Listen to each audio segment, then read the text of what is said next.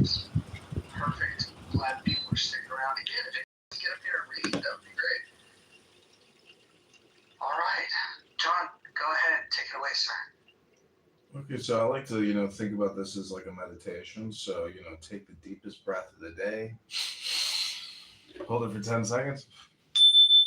This is the 49th Tao. The master has no mind of her own. She works with the mind of the people. She is good to people who are good. She is also good to people who aren't good. This is true goodness. She trusts people who are trustworthy. She also trusts people who aren't trustworthy. This is true trust. The master's mind is like space. People don't understand her. They look to her and wait. She treats them like her own children. The master gives himself up to whatever the moment brings. He knows that he is going to die, and he has nothing left to hold on to. No illusions in his mind, no resistances in his body. He doesn't think about his actions. They flow from the core of his being. He holds nothing back in life. Therefore, he is ready for death, as a man is ready for sleep after a good day's work. Every being in the universe is an expression of the Tao. It springs into existence, unconscious, perfect, free, takes on a physical body. Let circumstances complete it. That is why every being spontaneously honors the Tao. The Tao gives birth to all beings, nourishes them, maintains them, cares for them, comforts them, protects them, takes them back to itself, creating without possessing, acting without expecting, guiding without interfering. That is why love of the Tao is in the very nature of things. In the beginning was the Tao. All things issue from it. All things return to it.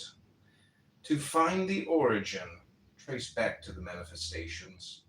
When you recognize the children and find the mother, you will be free of sorrow. If you close your mind in judgments and traffic with desires, your heart will be troubled. If you keep your mind from judging and aren't led by the senses, your heart will find peace.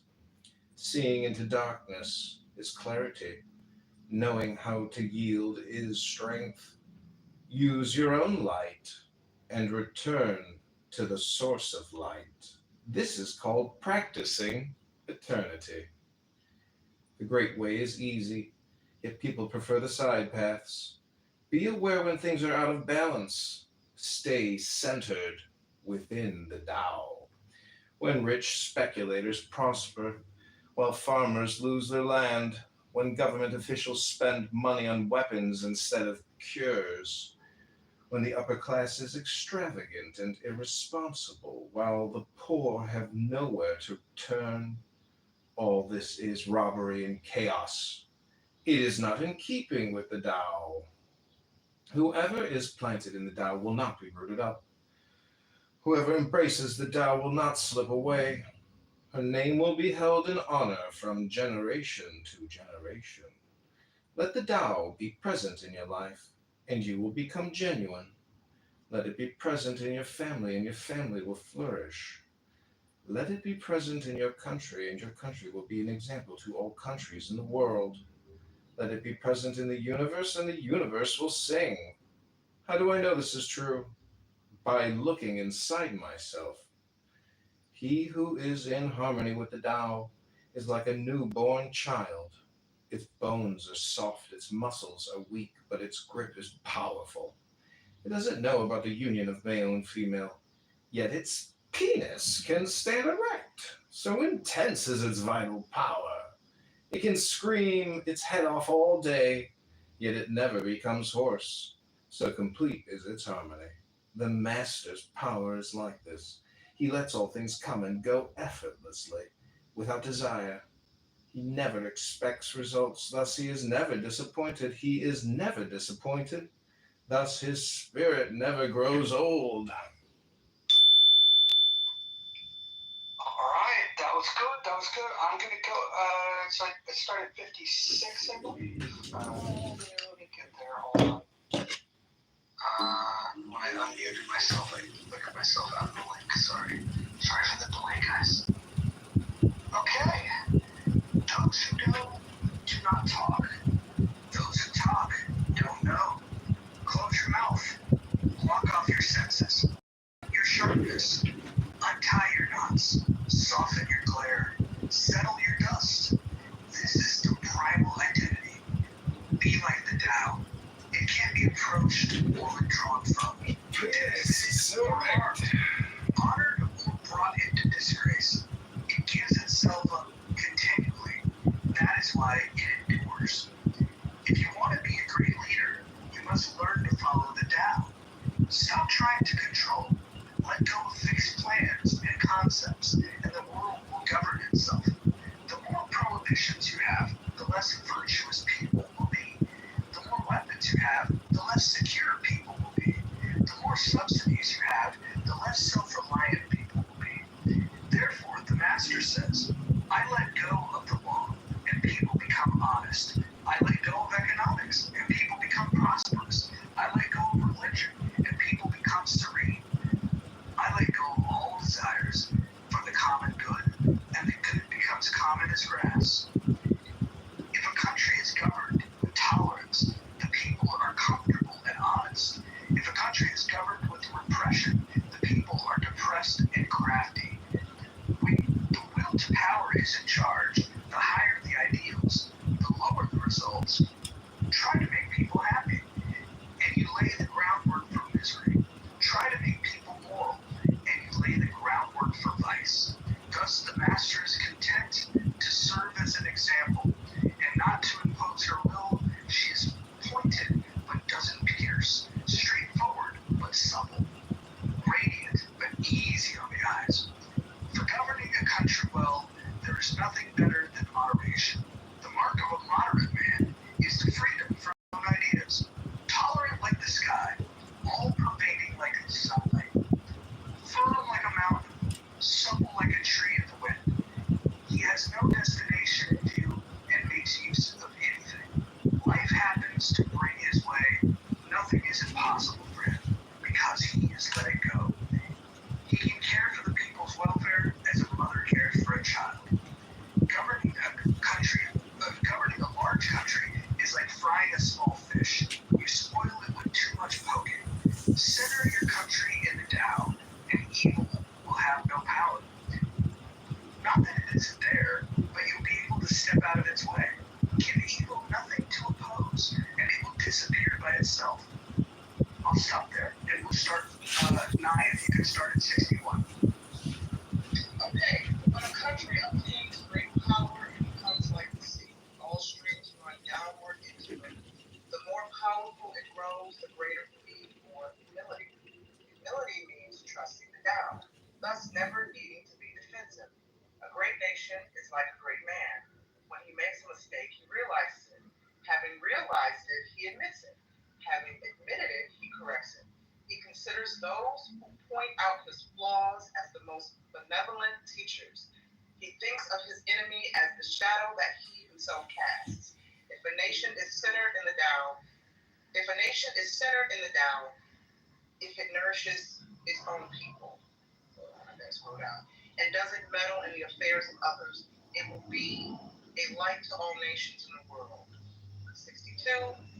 The Tao is the center of the universe, the good man's treasure, the bad man's refuge.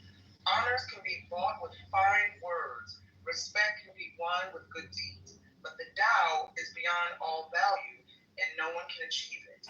Thus, when a new leader is chosen, don't offer to help him with your wealth or your expertise. Offer instead to teach him about the Tao. Why did the ancient masters esteem the Tao? Because being one with the Tao, when you seek, you find, and when you make a mistake, you are forgiven. That is why everybody loves it. Act without doing, work without effort. Think of the small as large and the few as many. Confront the difficult while it is still easy. Accomplish the great task by a series of small acts. The master never reaches for the great.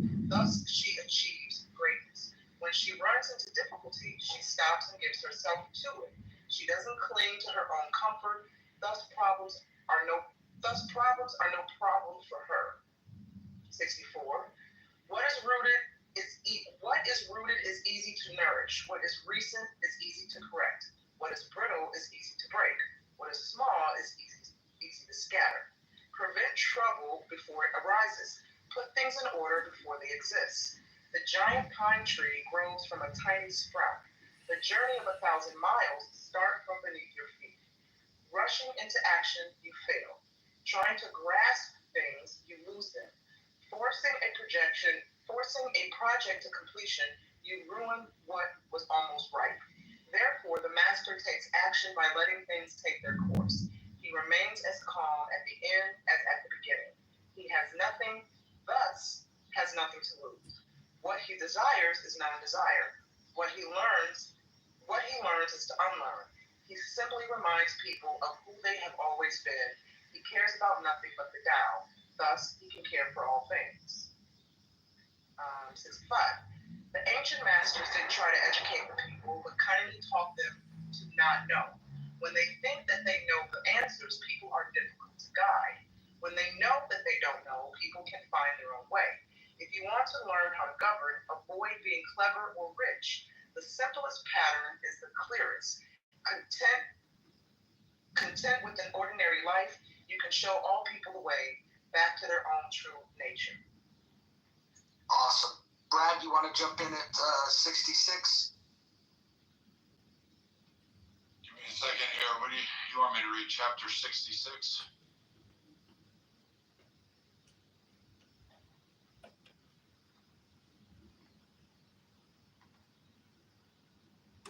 All right, here we go. Can you hear me?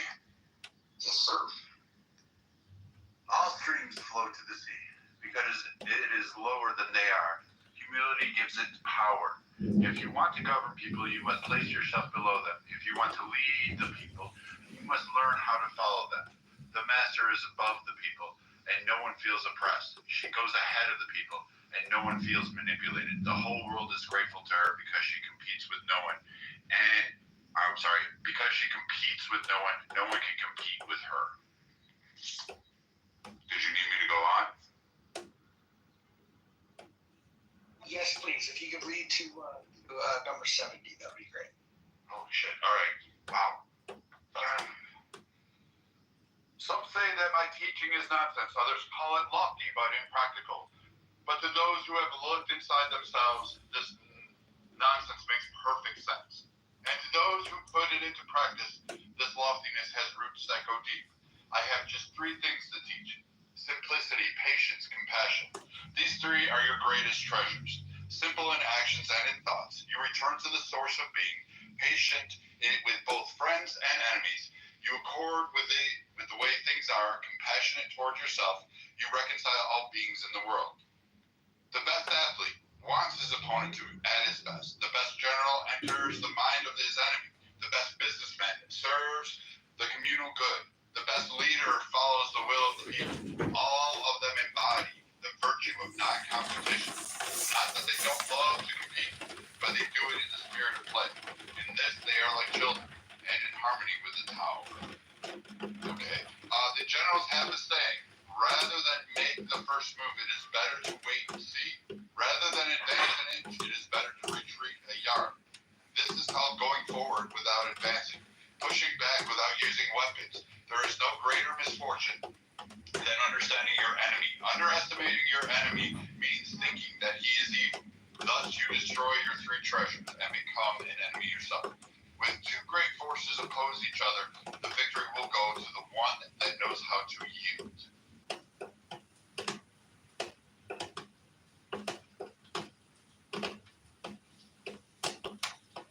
All right, let's Brad stopped at 69. And Kima, you want to start I with thought you 70? said to stop at 70. Did you need me to go on? Yeah, you went through 69, did you not? Yeah, I need to stop at 70. Okay, that's fine. And Kima, go ahead and give us the next 5.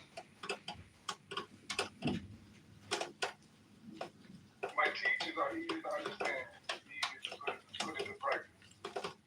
Your intellect will never grasp them. And if you try to practice them, you fail. My teachings are older than the world. How can you grasp their meaning? If you want to know me, look inside your heart. Not knowing is true knowledge. Presuming to know is disease. first realize that you are sick, then you can move toward health. The master is her own physician. She has healed herself of all knowing. Thus, she is truly whole. When they lose their sense of awe, people turn to religion. When they no longer trust themselves, they begin to depend upon authority. That and that. The people want you without what happened. The doubt is always easy. It overcomes without competing, answers without speaking a word, arrives without being summoned, accomplishes without a plan. It never covers the whole universe, and though its meshes are wide, it doesn't let a thing slip through. If you realize that all things change, there's nothing you would try to hold on to. If you aren't afraid of dying, there's nothing you can't achieve. Trying to control the future is like trying to take the master carpenter's place. When you handle the master carpenter's tools, chances are that you will cut yourself. All right, very cool. Angel, can you pick up where he left off? 75, right? Correct. Yeah, just why don't we do this, because we've got a few people on. Just read 3, then we'll go to B Master. Just read 3 of them, and then we'll go to B Master. Just 3, okay. Okay, gotcha.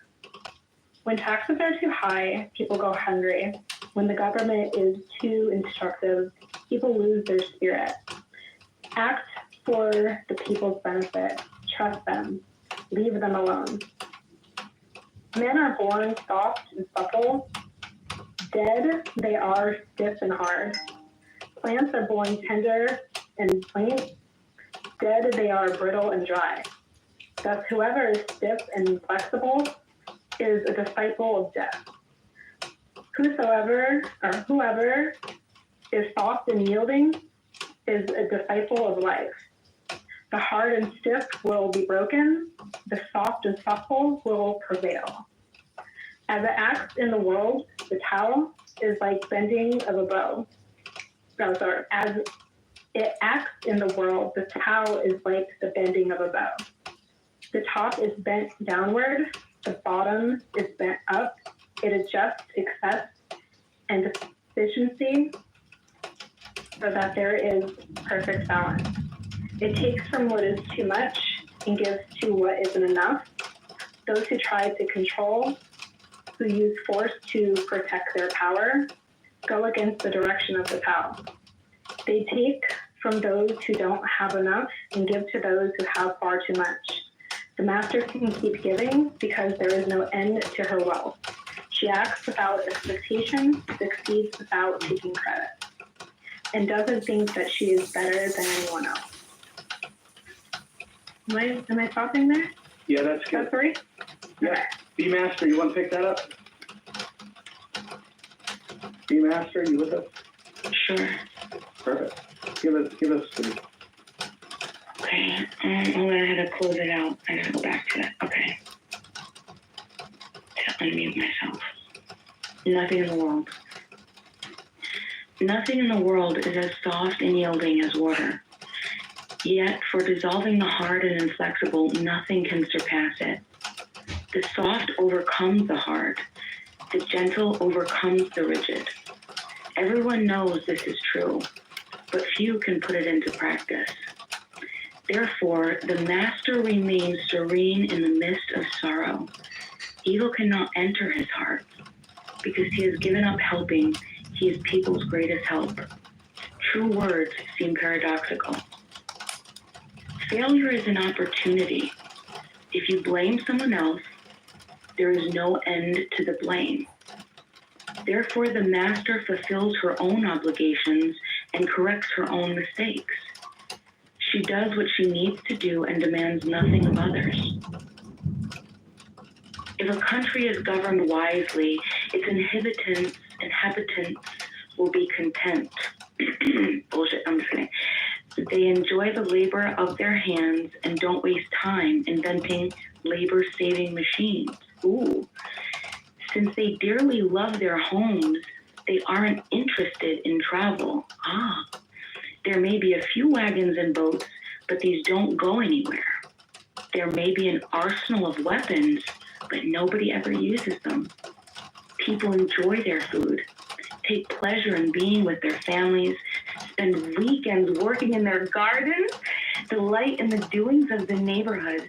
And even though the next country is so close that people can hear its roosters crowing and its dogs barking, they are content to die of old age without ever having gone to see it.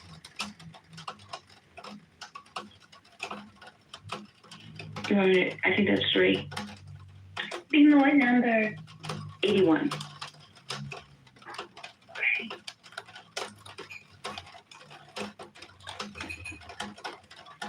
Are you reading next, Monica? The word? Oh, I was. Okay, sorry. True words aren't eloquent. Eloquent words aren't true. Wise men don't need to prove their point. Men who need to prove their point aren't wise. The master has no possessions. The more he does for others, the happier he is. The more he gives to others, the wealthier he is. The Tao nourishes by not forcing, by not dominating, the master leads. So would you like me to read the notes? Sure.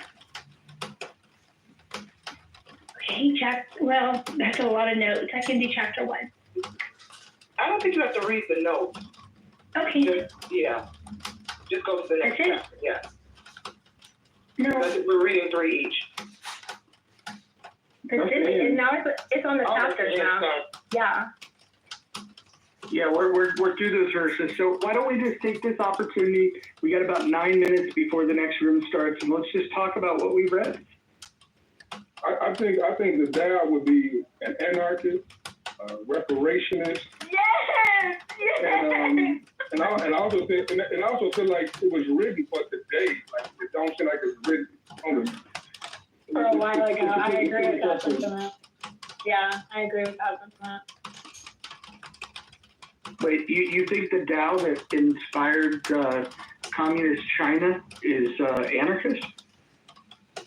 Yeah, that would sound. It sounds like it. Phenomenal. John, what do you think? It sounded to me like it's not making a position. It's actually, the lesson is supposed to be that. You're right, you're wrong. And if you're wrong, you might be right. It's more of just letting go and just letting things be, which also means, the idea of getting rid of government is just as wrong as creating a more powerful government. John, what do you think? Yeah, I think it's a very, very smart book, and so it's so universal that I'm not trying to offend you, Hakima, but I think people project onto it what they want to see. And the unfortunate reversal of your position, Hakima, or people who believe that it's an anarchist book or a communistic book, it's a governance book. So whoever is rising to power or in power will utilize the wisdom to manage the situation. But some people will just come on social audio, complain about it, but they read it. So it's a very smart book. I would encourage you to read it a couple times and try to really ingest it, because what it does is it creates a large language model, and it's a lot of, positions and words. It's what they call a book. But again, it's a very smart book. And one of the reasons why it's so smart is because so many people have read it. It's global. So if you could master this book and you could master the Bible, you are now a subject matter expert who can have intelligent conversations about these topics that hopefully edify and lift you up in, power and health and wealth and love. So that's my opinion.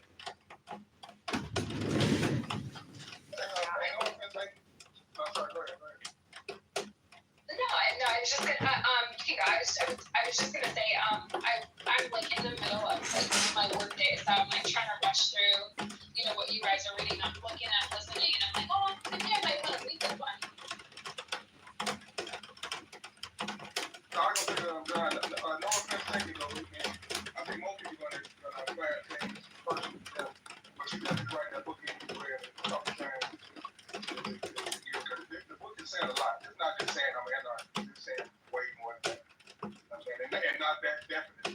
not definitely saying that. I think, forces you to look in. Hold on, Angel, I'll say this really quick. It definitely forces you to look in and reflect. That's it. That's all I wanted to say. It's very reflective read. I love that the part that Dina wrote was exactly what her life looks like. Right? I thought that was so cool. I missed the part about a bag of dicks. Oh, I don't understand what. It was a hot shot for me. It's okay. Yeah. Anything else, Mark? I'm sorry, I don't want to cut you off.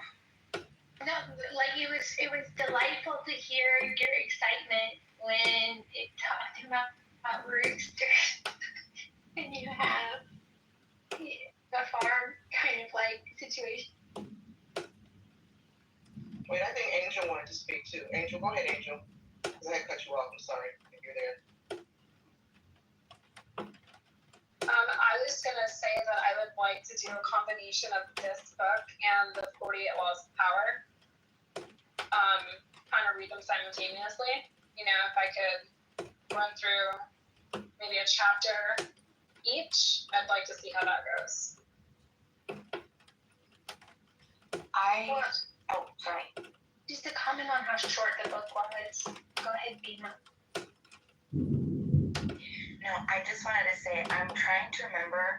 I saw this thing where if you want to remember something, you make like little games to remember it, and I don't remember where, but the things that I took from it, I remember I said to myself, remember this spicy, and it was SPC, and it's simplicity, patience, and compassion, right? To remember those things. I thought, oh yeah, I really like that. Simplicity, I think it was simplicity, but it's S. Simplicity, patience, and then compassion. And then I loved the part that I started on because people always tell me this, well, specifically my love, every time I get upset and I say like, look, this is all effed, this is messed up, and he'll ask me in the moment of like despair and frustration, he says, what's the opportunity? And I love that his mind started. It was just like, failure's an opportunity. You know, like look for the opportunity. Because as soon as you're starting to blame somebody, then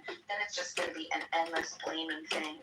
And then the fact that you could be just so content in what you have, and everybody just enjoys everything to like all of this. It's so beautiful. It felt like I felt that peace. And I just thought that was so cool. The other thing it was the spicy that I wanted to remember, and then there was something like the compassion, something in humility. I thought they were such great. Oh, the rigidness. To remember not to be rigid, because rigid is you're just gonna break, right? But if you can be flexible and adaptable, that's what's like life-giving, and it speaks life. And that was inspiring for me. I was like, yeah, you know what? That's a great. Instead of being frustrated and like, okay, no, I didn't get my way, you know. But then it's like, wait a second, if you flow and you could just like have this flow with. I just thought that was so cool.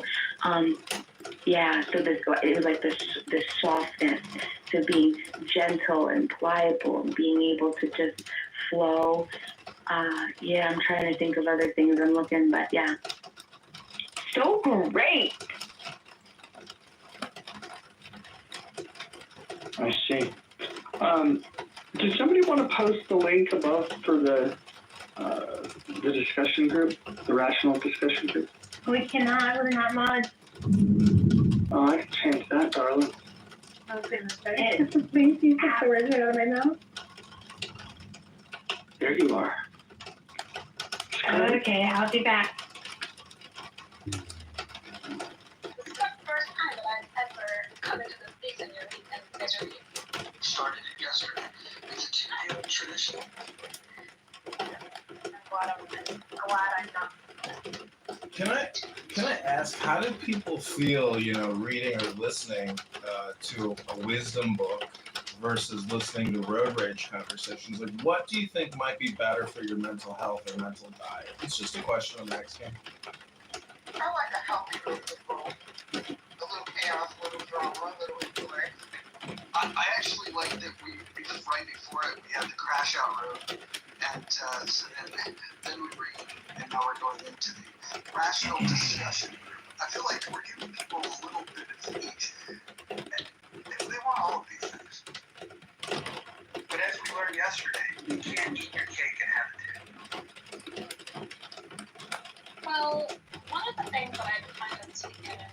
explanation of this application is that people do have some valid reasons, right? And I think, unfortunately, there has yet to be a space that has been created that kind of gives way to solution-based opportunity. You know, I just think that is, and I love whoever mentioned it earlier, like, most of the things that we're hearing about that are, you know, problematic, chaotic, and the drama and whatever have you is stuff that is outdated. It's old stuff that people have somehow found a space within themselves to harbor, you know, these feelings, these emotions, these whatevers, and yeah, that's why before I was like, I wish that, you know, hurt people would heal. I think that there would be an opportunity for, you know, thank you very kindly. I think that there would be an opportunity. All right, well, like it's in the Jumbotron, we're transitioning over to the rational discourse room. We'll have a conversation. We've got until 2 p.m. Pacific time to start the chat. We just like to start this a little early because it gives people a head start. So people that might have been thinking about going into the room that doesn't have chat, just like to power. So let's make it more.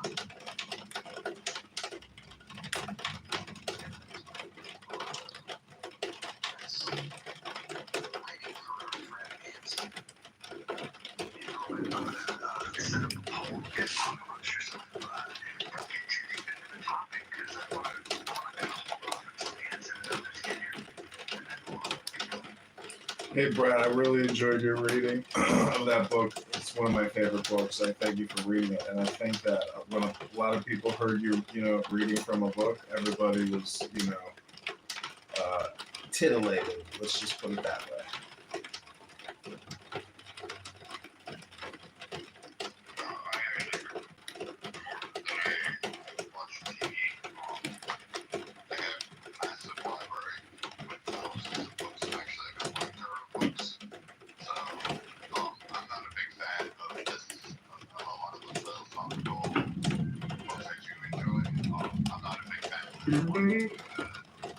I think it has a lot of constructs that are not relevant to the world, and I think it just uses up a lot of hyperbole to say, hey, we could just be better, but in reality it takes some of the constructs from everyday life and applies them.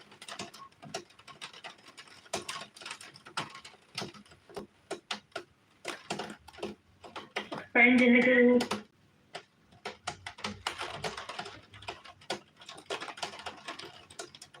I also think that it's reading that most of the people,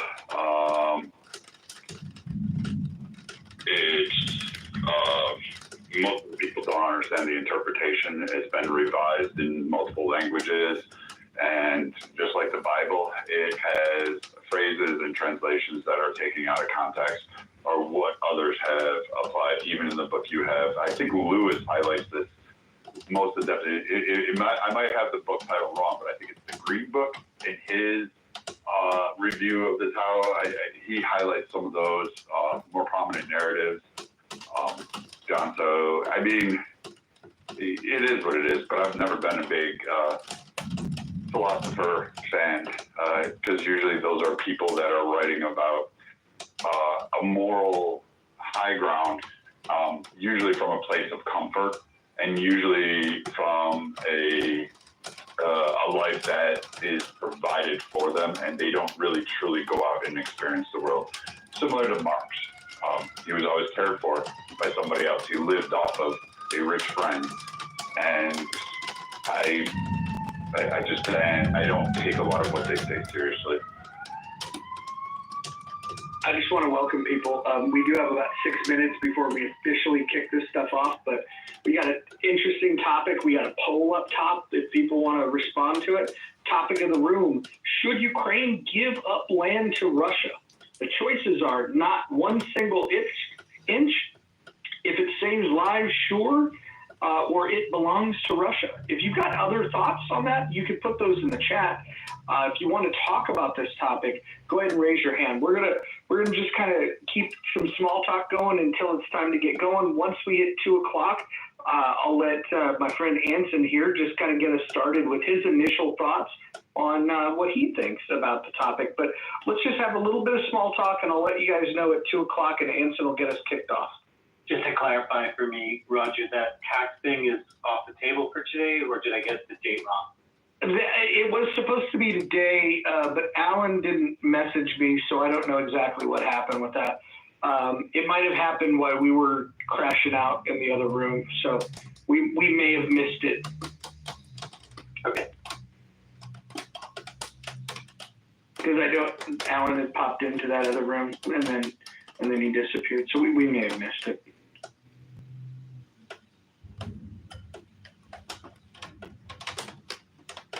But we got Abby here. Hopefully she comes up. That would be great. I'd like to give a little bit of a reminder for hydration. Drink your water. Or Diet Coke.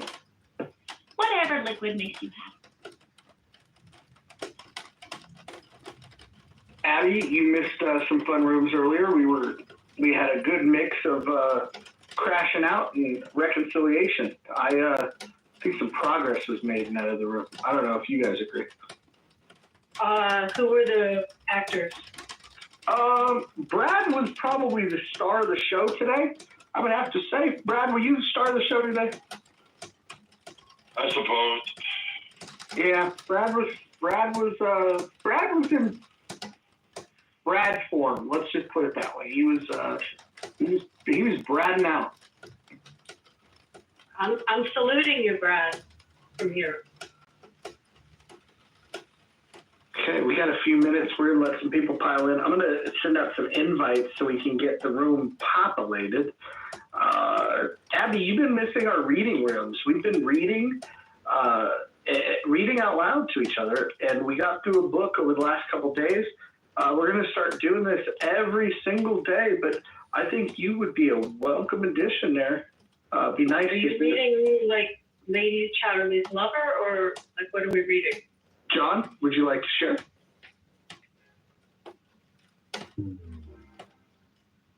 Is John here? Yeah, we read Lao Tzu's Tao Te Ching, ancient Chinese philosophy book about the Tao. It's about governance, philosophy, wisdom, mystical approach to dealing with complexities.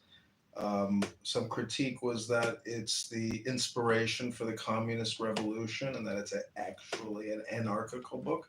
But I do think in Saul Dialinsky's book, he also references it in Rules for Radicals. So I think it's an important, document to study because it's useful in terms of either knowing the enemy or knowing yourself. So that's the book we completed today. It took us 2 days to read it. That sounds fantastic. I mean, it sounds like it's knowing your enemy, the art of war. That'll be our next book, by the way, Abby. Yeah, Rules for Radical, that's an excellent choice. No, the next book's going to be The Art of War. I add a book to the possible. Since there's so many people, like we used to have, I don't know if they exist on here, but there's so many people that espouse these grand ideas about anarchy, Socialism. Why not throw Joseph Stalin's book up there? Leninism. Why not? So his honors, a review of Stalin up there. This will give insight to a lot of how some of those virtue signaling policies lead to the outcomes under Stalin. Yeah, I think Art of the Deal would be another fun one here, just because of the divisiveness around the author. I want to turn this over to Anson. Anson, the topic of the room, should Ukraine give up land to Russia? Why don't you go ahead and kick us off with some initial thoughts? And I like the framing that you do of these conversations, so if you want to do that, that'd be great. Well, I'm not going to. I don't want to. You muted yourself. Expensive clock. Can you hear me? Yeah, we can hear you, yes. Okay. Oh, I think you're doing the glitch where it mutes you because you started speaking and then you muted yourself.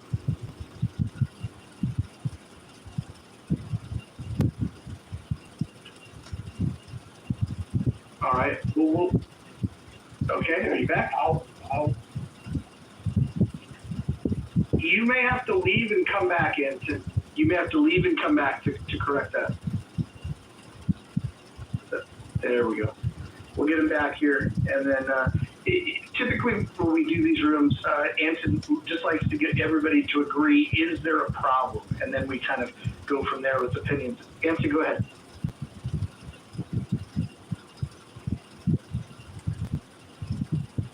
You're still muted, buddy.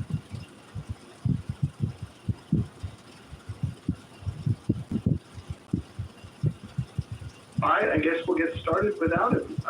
And when he comes back, we'll welcome him to jump back in. The question for the room, should Ukraine give up land to Russia?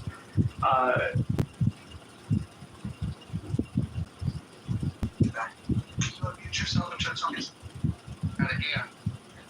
There you go. I think you're back. Or maybe not.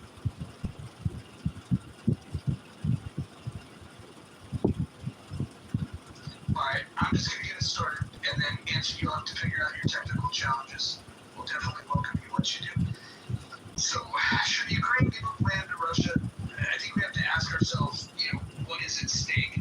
On one hand, you have a tyrannical leader who is invaded his neighboring country, who's trying to invade a sovereign nation in Europe. And then on the other hand, you have the reality that in order for Ukraine to continue this fight, they're going to have to be highly subsidized by the United States, European allies, in order to continue to wage this war. Now, the people in Ukraine may want to fight, but in order to do so, in order to have a chance, they do need the right weapons in order to sustain the fight. So this brings in lots of questions. I think that it's righteous to fight against these tyrannical Russian bullies.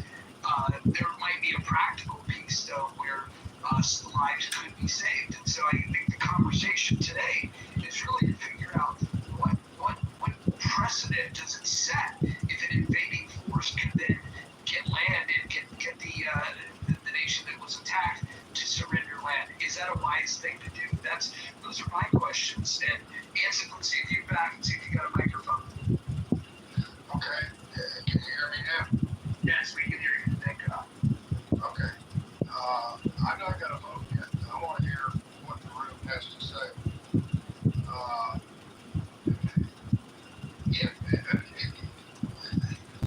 You're right. There's the old altruistic. No way are we going to let Russia get away with it. We're going to fight until we drive them back to their original borders before 2014, including Crimea.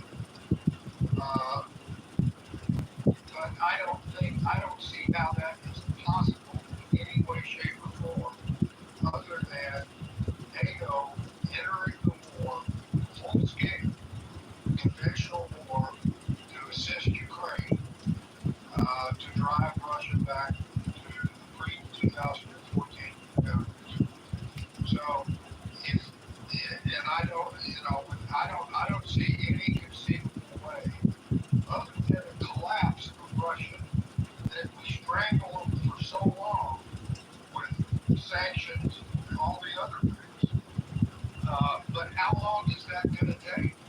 Years, in my opinion, particularly as long as they have support from China, Iran to a degree, etc. I don't see Russia throwing in the towel anytime in the coming several years.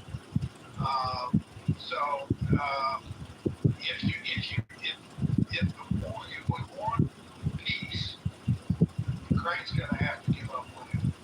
But if you want to stand on principle, then keep fighting, and God help Ukraine.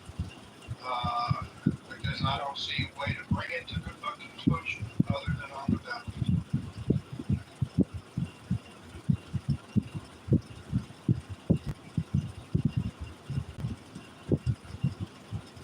Did everybody hear what I said? I think they did. Yeah, let's go ahead and get some thoughts. Love to hear, Brad. What do you think would answer laid out? I think he articulated the problem very well. You've got two choices right now. We're aware that Zelensky has gone through about 92% of his resources and capabilities that he has been offered. No other nation seems to really want to reinforce the lines that Ukraine has tried to do.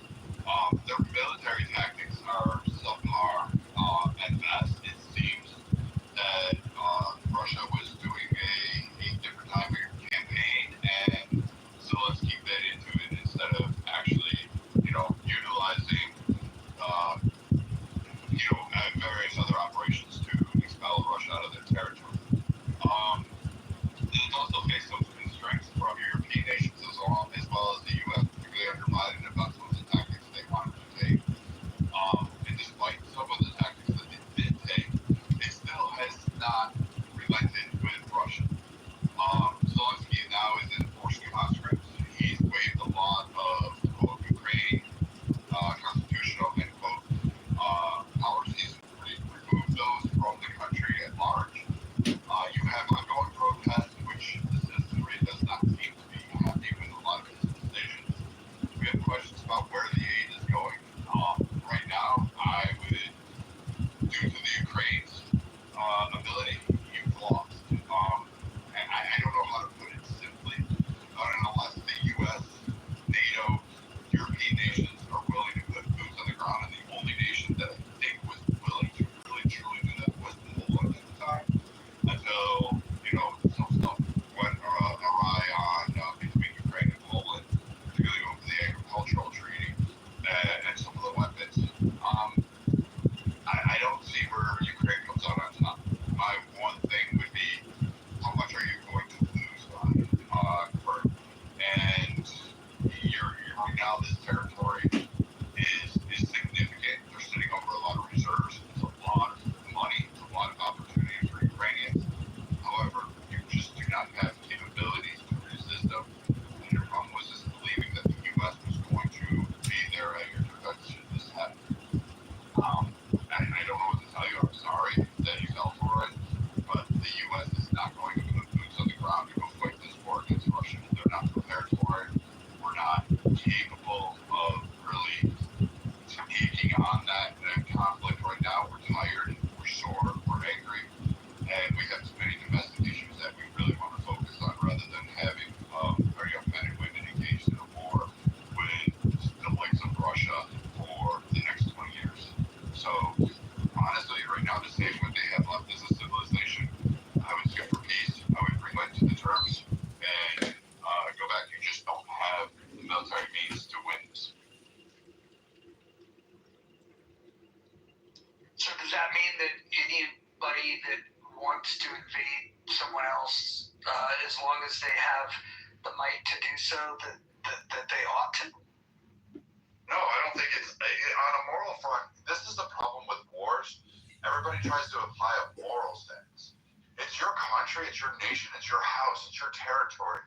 If you can hold it, if you can maintain it, it's your house as long as you can pay the mortgage and the taxes. The minute you can't, someone else takes it from you. So this is the way the world has always been. And the realistic point is, unfortunately, for Ukraine, they are caught in a very bad spot. And I don't think it's right of Russia, but at the onset, the U.S. shouldn't have held up weapon systems if they were so worried about it for 6 months. That occurred under Biden's administration. He held back weapons. He held back supplies. He held back things. Europe held back things. They couldn't get on board and decide what they wanted to do. They wanted to play games. And so now you have a horrible deal that's going to be presented to the Ukrainians, and they're going to lose. And if they stay in the fight, I mean, it's a war of attrition. Russia's just bigger. Ukraine does not have the capabilities to go much longer. I would say maybe a couple of years, They could probably put up an IRA type style resistance when Russia takes over the territory. But I mean, in the end, the results are going to be the same. Russia's going to come out on top of this. And that's a shame because the U.S. fucked up. We did another Vietnam, except we put it in Ukraine.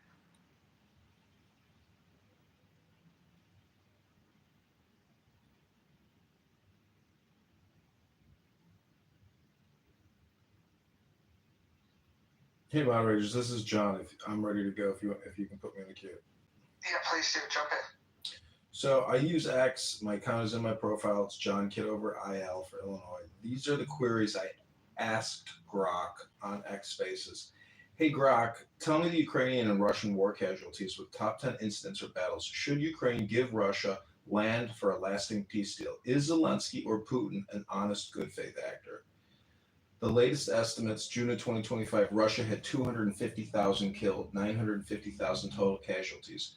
Ukraine military had 100,000 killed, 400,000 total in the war so far. Civilians, 13,000 killed and 33,000 injured.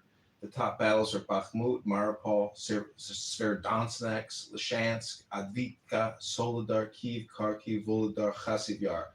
Ukraine shouldn't concede territory. It rewards aggression, and Putin won't honor deals. Putin acts in bad faith historically. Zelensky is more transparent but pragmatic.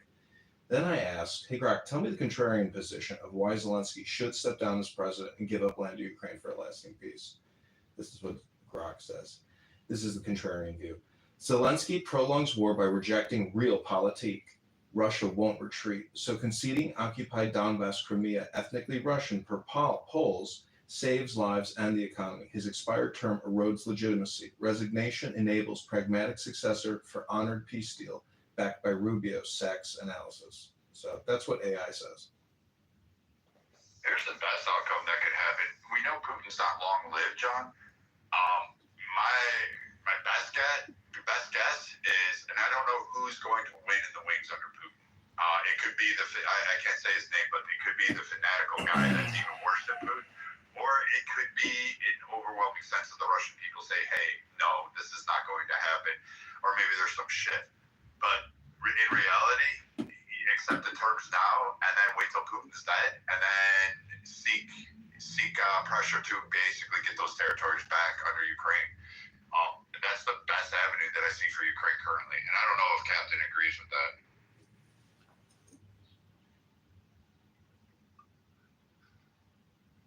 I'm still waiting to hear somebody to suggest that the moral route is the only route possible, and therefore the war must continue, but with more money, more weapons, more whatever other than boots on the ground from NATO, which would include the United States. Can anybody make a rational argument that will work, and how long will the war last if they make that rational argument?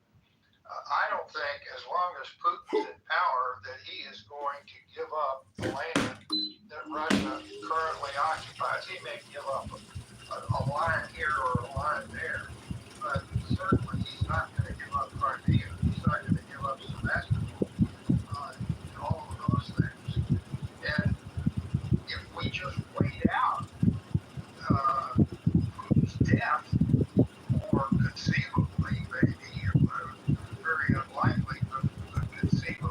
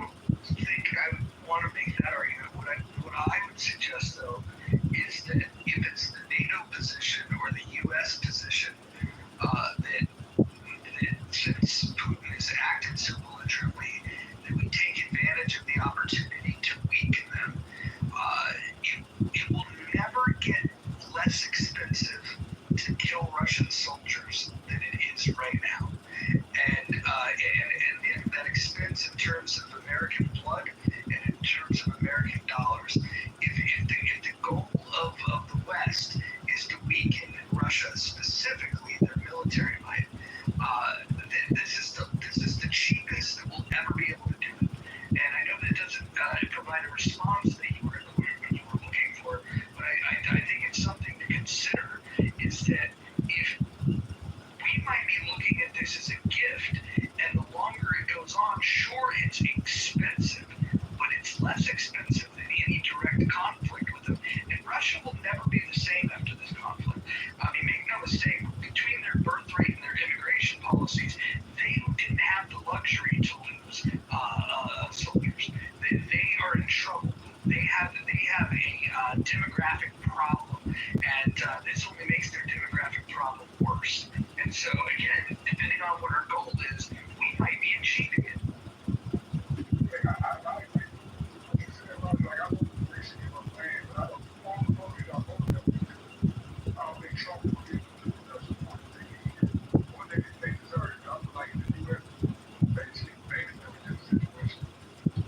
Not as a Trump, but the U.S. in general. So trying to make the U.S. should give them what they need to finish off. And people say like Ukraine is small and things like that, but Russia is not. This is no big thing for Russia. They have to do shit ton. So their economy is not doing great. So like they not in a great position that they said. But I don't think Trump will agree that they're not doing something. That's why Trump is not going to help Ukraine economy. They support Russia. Wait, did I just hear you say give them what they want?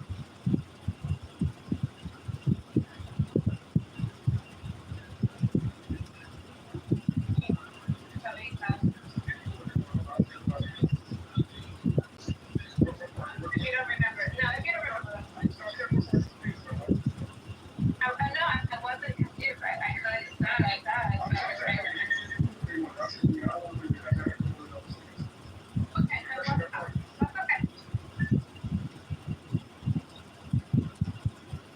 So, can I disagree with you, Captain? Serge, I have some issues with Putin's like the idea that he's going to march into Kiev. I'm confused from the start of the battle. Like he employed Hannibal's whole tactics of like the try whatever you call it, going around each side. But unfortunately, he never carpet bombed anything, and we're aware that they could have done it. He didn't destroy water supplies. He didn't destroy necessarily oil reserves. He didn't really interfere with electrical areas, and he left the western corridors open in Ukraine. This has always been puzzling to me, because it just seemed like a ploy to have Ukraine just kind of sue for peace quickly,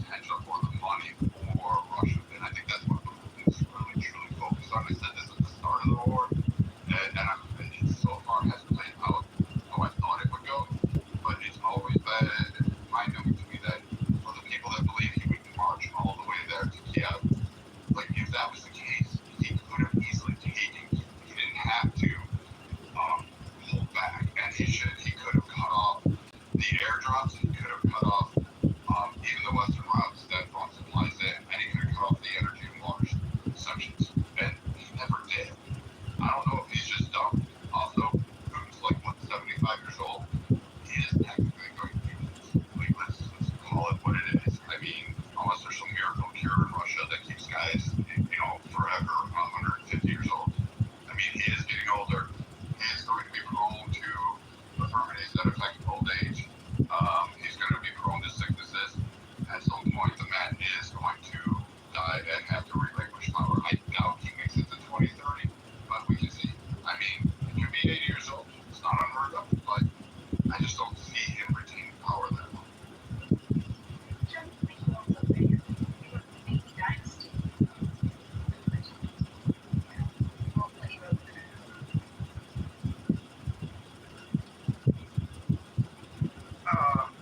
So, how did you vote, Brad? Are you saying don't give an inch and continue the war with the expectation that we can wear Russia down and drive them back to the 2014 boundaries? Is that what you're suggesting is the best route to go? No, I'm saying that they should accept the agreement on the table and try to rebuild. Zelensky has not fortified his infrastructure to a military footprint that is needed to win this war. He just has not. Okay, I tend to agree with that. But the pool doesn't allow me to do it because let's say that war stops and the current battle lines are an armistice line, and both sides agree that they're not going to try to advance across the current lines. But a peace treaty will not be signed by Ukraine until Russia cedes all land that Ukraine claims. In other words, do we go now for a Korean War situation? And if so, who is going to man those battle lines or be held in reserve with massive power to prevent a resurgence by Russia a year, 2 years, 5 years from now to restart the war? In other words, is it going to be American troops sitting somewhere in camp along the Kitover River or somewhere in western Ukraine? Or is it going to be NATO troops? In other words, is a Korean War situation something that we should hope to achieve now in order to stop the war and stop the killing? But not setting a peace treaty that would lead them to shore. In other words, Russia gets the current land de facto, but they're not allowed to get into the shore in accordance with a peace treaty that Ukraine would sign with Russia.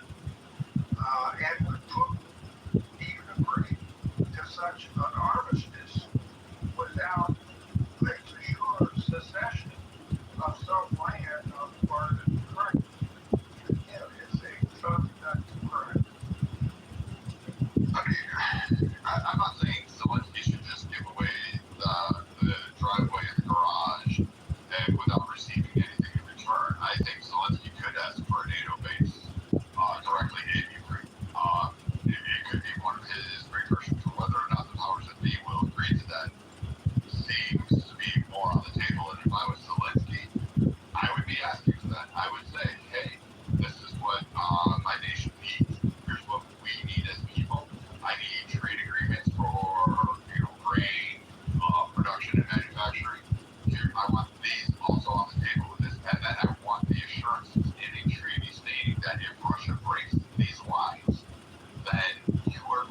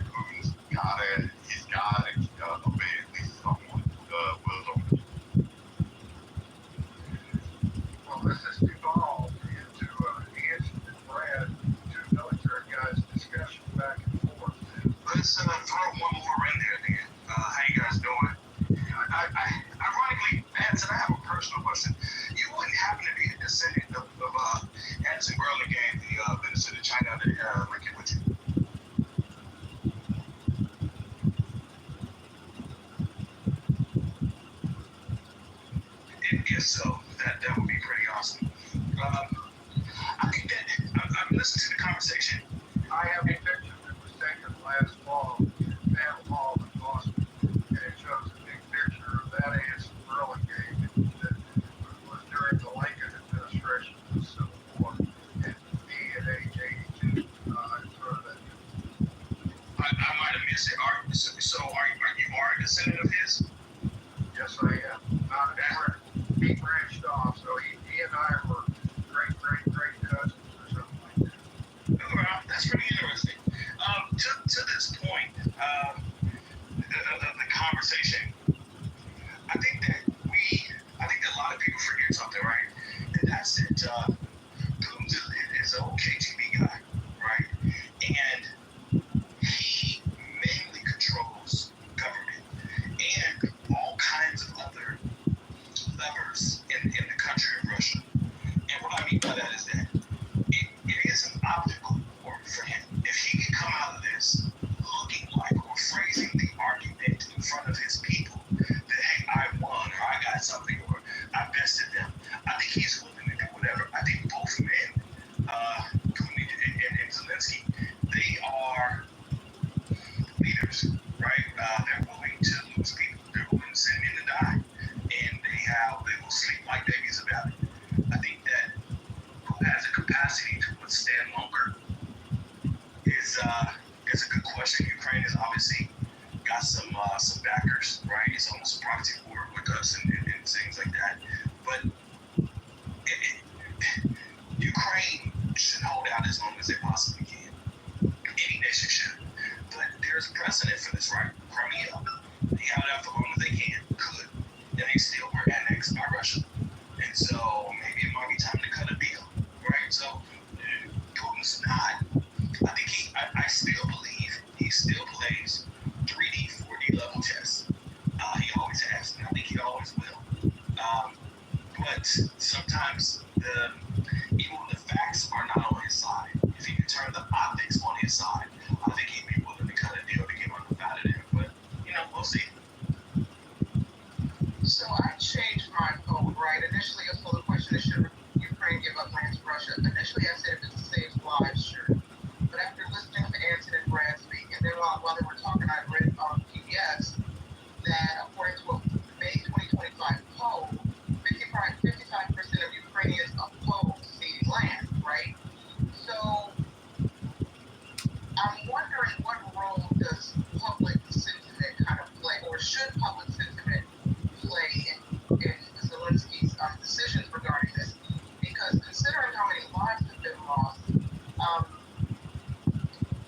the public might perceive, giving up the land, ceding territory as a form of portraying the sacrifices of the civilians and the soldiers.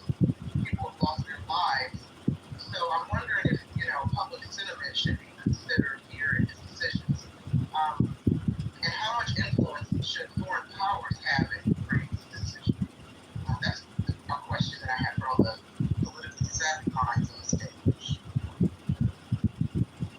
Well, what do you suggest, and why? What do you suggest foreign powers, which specifically, I think it may be the United States and let's don't even differentiate between NATO and the United States. Let's just say NATO. Because right now, I think that Trump and NATO are singing from the same sheet of music. So for simplicity's sake, let's just say, what more can NATO do to allow the war to continue with a rational goal that is different from the current status quo and more executive of Ukraine? I don't know what else NATO can do other than intervene militarily. I just don't see this thing ending until it's decided on the battlefield, not by public opinion or by Henry Kissinger or any other of the international greats in negotiating peace. I don't know. I just don't see a way forward that is going to keep Russia in a Russian box the way NATO public opinion certainly wants it to be, and that NATO, that Russian box goes all the way back to pre-2014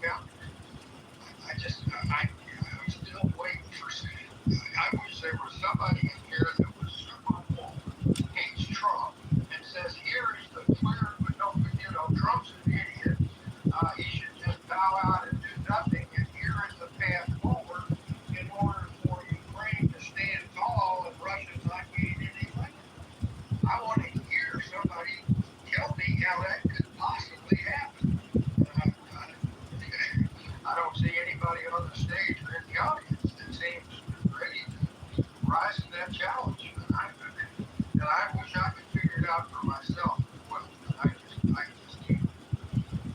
The argument for that answer might be, right, if the United States stops helping Ukraine, let them win or lose on their own, right? Guess what happens? We did what? In other words, can you imagine if Trump comes back from this Friday, he comes back from that conference with and says, that's it, we're out of it, we're going to stop providing anything or any military support for Ukraine, and we're going to let the decision stay on the battlefield. My God, this country would erupt if that happened. I don't think so. I don't think we care. I know it's people tend to think we're in a war, and the United States is not in a war. We ain't in a war, right? We are aiding a country, and knowing Donald, it's keep in mind politically, I generally do not disclose my beliefs. I'm truly mainly in the middle independent. But knowing Donald, he could. He's a little cantankerous. You know what I'm saying? Like, it doesn't take much for him to say, you know what, fuck this, I'm not having nothing to do with this shit no more. And seriously, at least threaten to say, to pull out. That's totally within the realm of possibility. And the average American doesn't care. People have opinions. We have in these social media rooms, but people don't. It's not as important to the American people because it doesn't affect us. It's not as important to us as it is to them.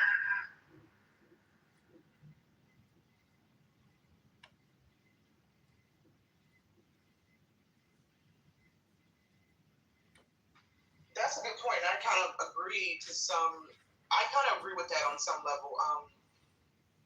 I don't think your average American, and it's not that we don't care about the lives lost, but I think many of us understand politically how this political game works and how wars are profitable for many leaders. No doubt, likely profitable for our government. And because this war doesn't seemingly directly impact your average American, I'm with Rob on this. I wonder how much the average American actually cares about this war. Hold on, let me just jump in real quick. I don't think it's whether they care or not. It's the fact that we're divided in people. There seems to be thirds. There's that third that is going to support Trump no matter what he does. There's the third that really doesn't care and fits into that category. But then there's also a third that no matter what Trump does, that they're going to criticize every move he makes. And I think anything he does, he's damned if he does, damned if he doesn't. If they can weaponize something against Trump, I think they will.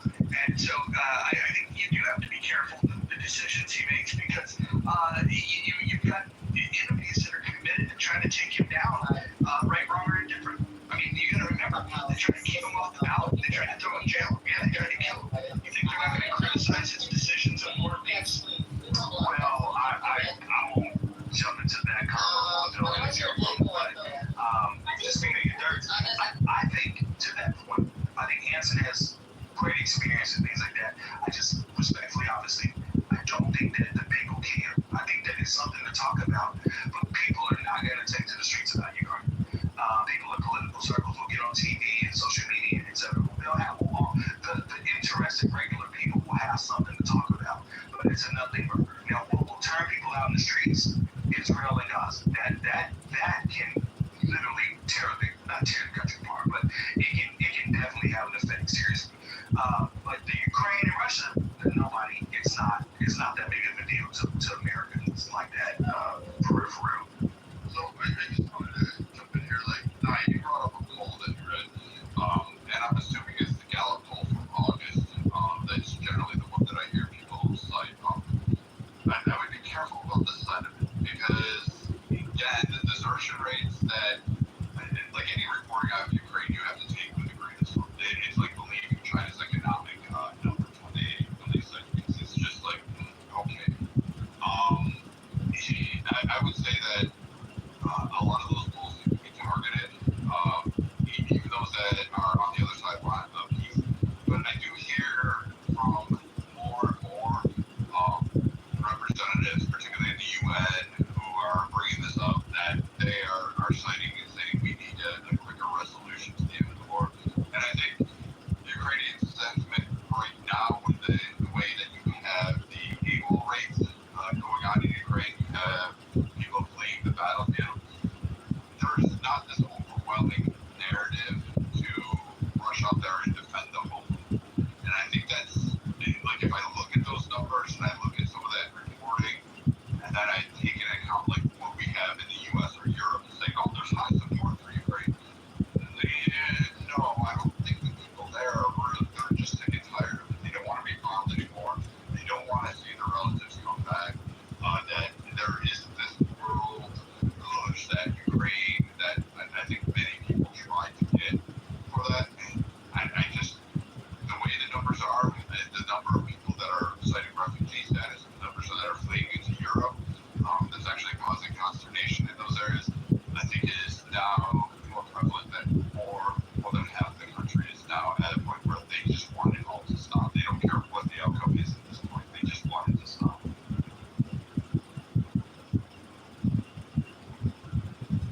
Marshall, do you have anything you want to say? Did you bring anything over from what the settlements might be over the critical thinking forum? I mean, we're kind of stuck here between the practical side and the moral side. Do you have anything to add to this conversation?